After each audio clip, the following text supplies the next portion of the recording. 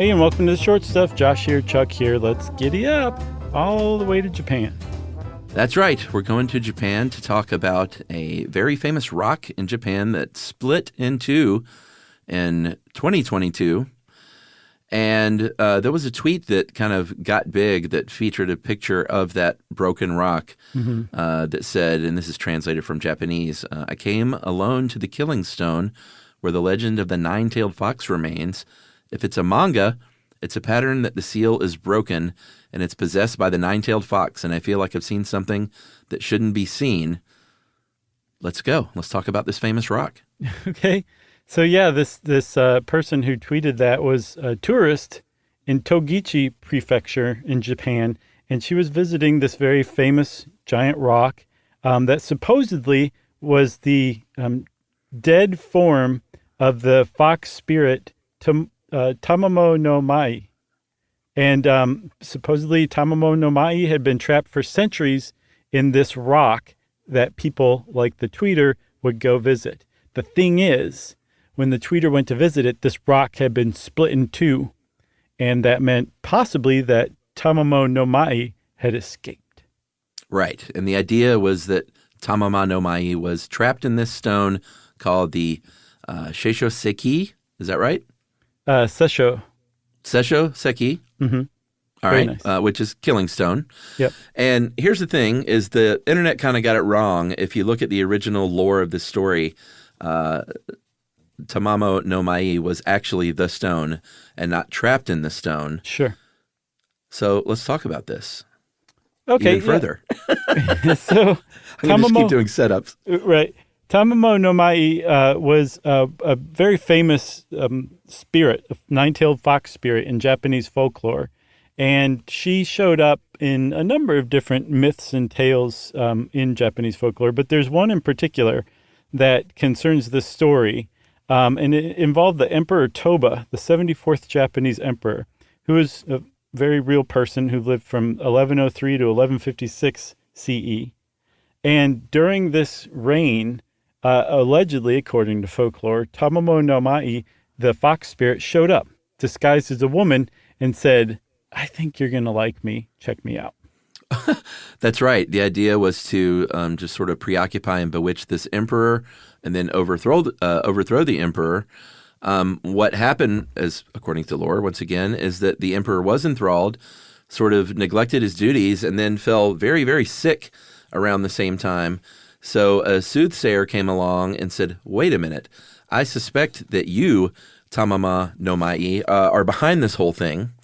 And so she fled into, the land surrounding there. Basically, it's Mount Nasu. Mm-hmm. And the legend was that they caught up to her. She was slain and that her body turned into the stone at that very spot. Right. So it's very significant that it was a group of samurai who tracked her down and killed her, shot her with an arrow, because folklorists believe that this tale of Tamamo no Mai enchanting the emperor and basically causing him to stop paying attention to his duties is some sort of allegory, I guess, for what's called the Hogen Rebellion, this time when the emperor's rule gave way to rule by the samurai, which lasted for centuries afterward. And so that this was kind of about that story, maybe justified it. I'm not sure, but the essential ingredients are that the emperor was bewitched and helpless and had to be saved by the samurai. Yeah, and it was, there were a lot of, this is just one of many, many stories in Japanese folklore wherein monsters would appear, a hero would rise up to save somebody. It was usually metaphor for, something politically that was going on. Right. And maybe I say we take a break? I think I agree with you, sure. All right, we'll be right back.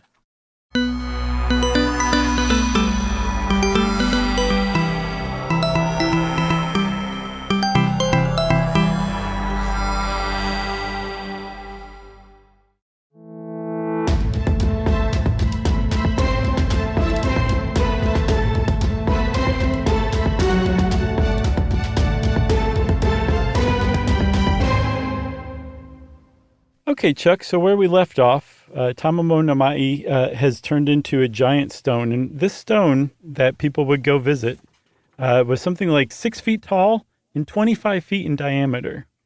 It was no small stone. It sounds like it was shaped kind of like Slimer from Ghostbusters. Yeah, and I think that was circumference, by the way. What did I say? Diameter. Circumference. Mm-hmm. Thanks.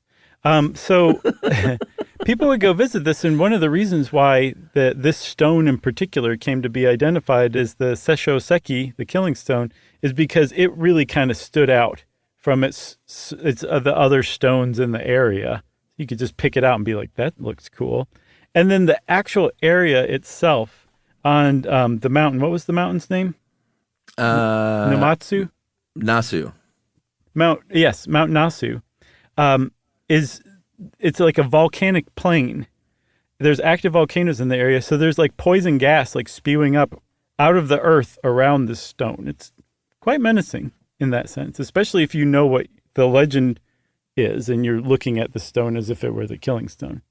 Yeah, so there are potentially some poisonous gases, sulfuric gases that seep out of the ground in that area. Man, while it's nothing that would hurt a human, if you went to this, stone, which really stands out and looks weirdly out of place there, and you found like some dead squirrels laying around, it could lend itself to the idea that either Josh was nearby, no, or that an evil spirit could radiate death from that spot.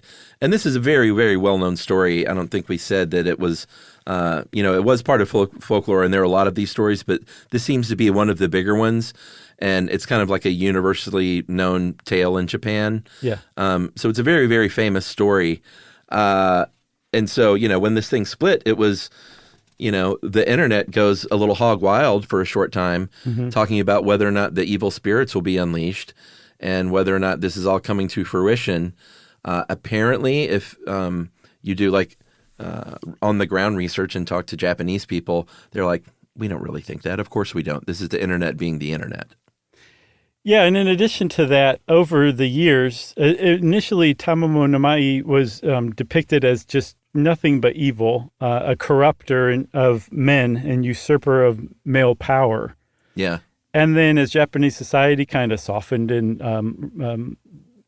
progressed in its stance on women, she actually evolved along with that, interestingly, so that now today when she's used in like manga or anime or something like that, she's usually kind of like a proto-feminist anti-hero is right. How this article from How Stuff Works put it, I think, perfectly.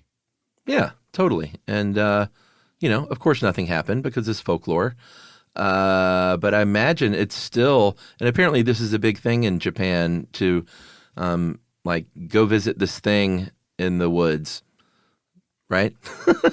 Yeah.